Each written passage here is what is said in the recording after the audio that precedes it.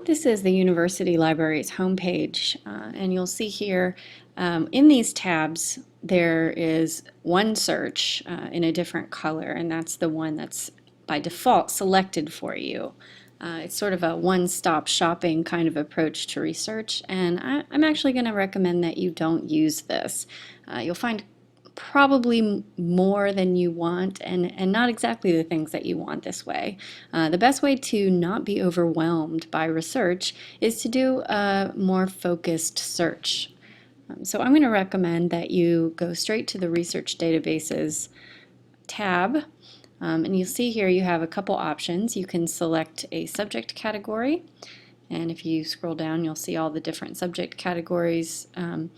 Or you can click on this link and see a full list of the databases to which Hofstra subscribes.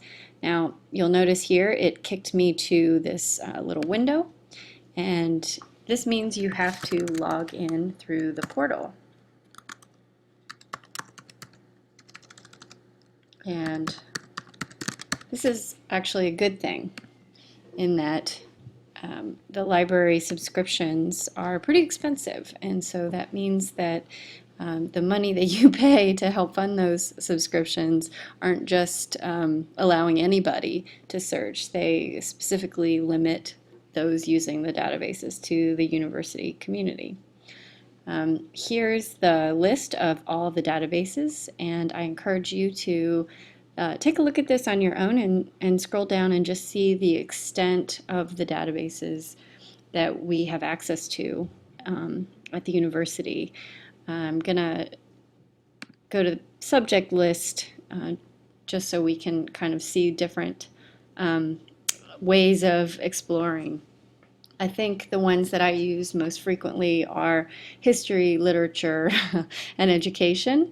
The kinds of topics that you'll be writing about this semester may allow you to use different subjects, but you'll notice a lot of the databases that they categorize under one heading are also in other headings, and you'll see that many of the databases are multidisciplinary.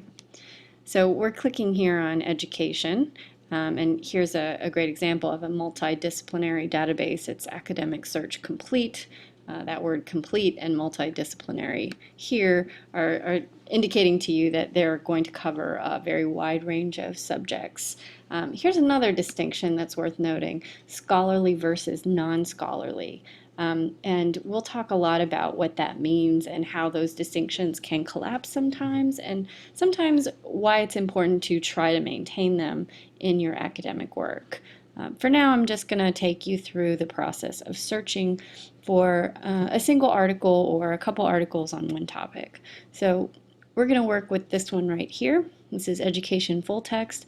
Notice it's called Full Text, but it says Some Full Text Articles, Scholarly. And what that means is, by full text, not everything that you'll find is going to be automatically available to you on the internet. So that's worth keeping in mind, not because if it's not available to you immediately you should just say forget it, but actually the reverse. Not everything that is useful to you is going to be something you can get immediately, which means you have to plan just a little bit ahead. So Education Full Text, here we are. Let's move this over.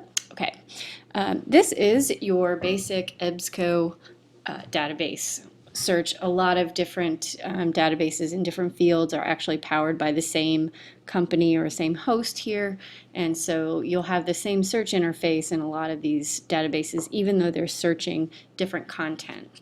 I'm going to do something very simple here. I'm going to type in privacy, one of the topics that we're studying in the class. So privacy. That's a pretty broad, vague term, but notice what it pulls up. We have 3,277 items that fall under this very broad term. We're going to make this a little bit smaller by clicking on this right here.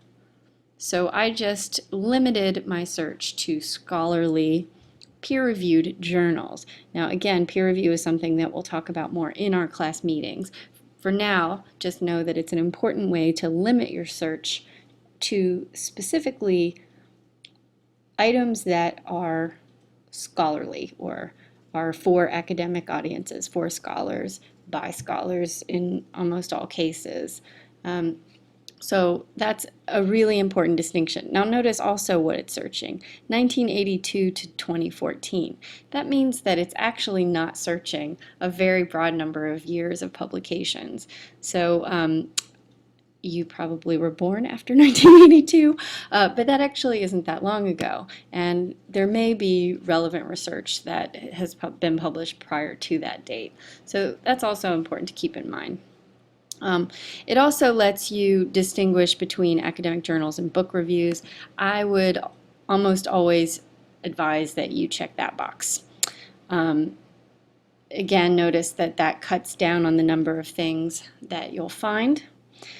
We're just going to start with this first item, in part because it has some of the features of what these databases offer that sometimes feels like it's thwarting you. So let me just click on this and we'll figure out how to get it. This is an article in an academic journal. It's called Librarians' Attitudes Regarding Information and Internet Privacy.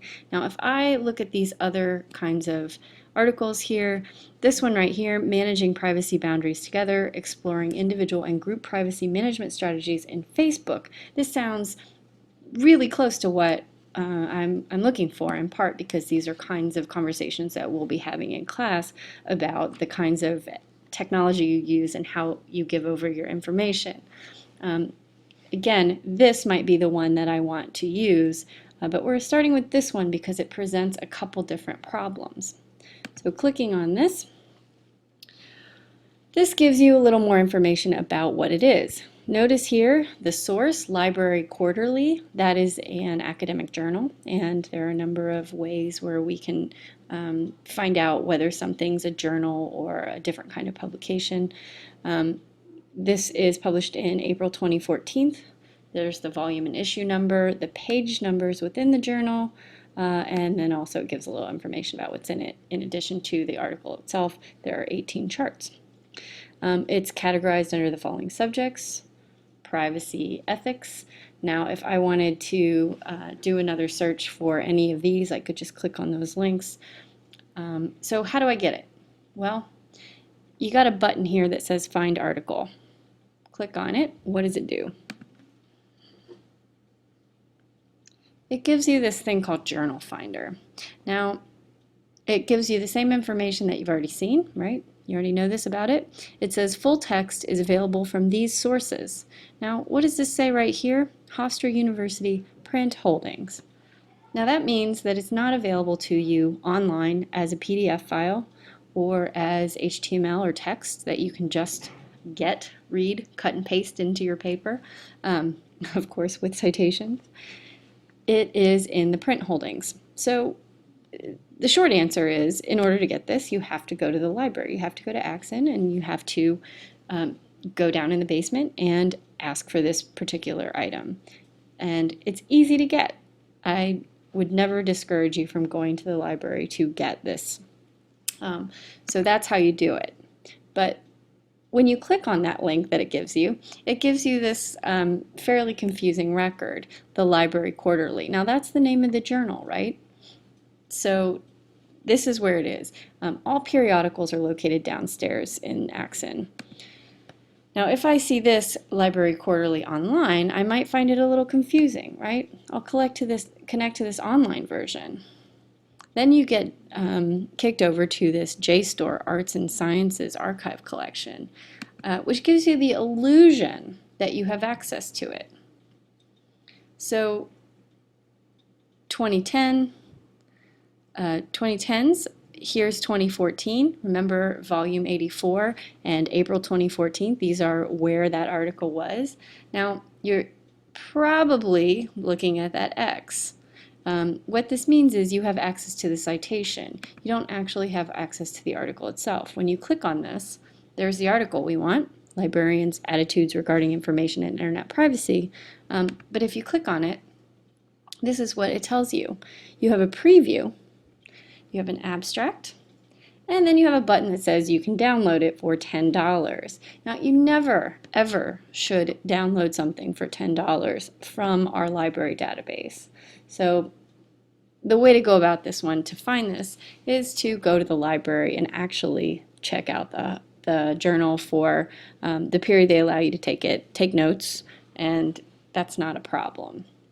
So that's just one example of how sometimes what you find in the catalog is going to confuse you a little bit, but try not to worry about it. You'll be able to find almost everything you need, either by going to the library or getting interlibrary loan. And so interlibrary loan has gotten easier and easier over time, and now it is extremely easy. So in the next one of these videos you'll watch, we'll briefly go over how to do interlibrary loan.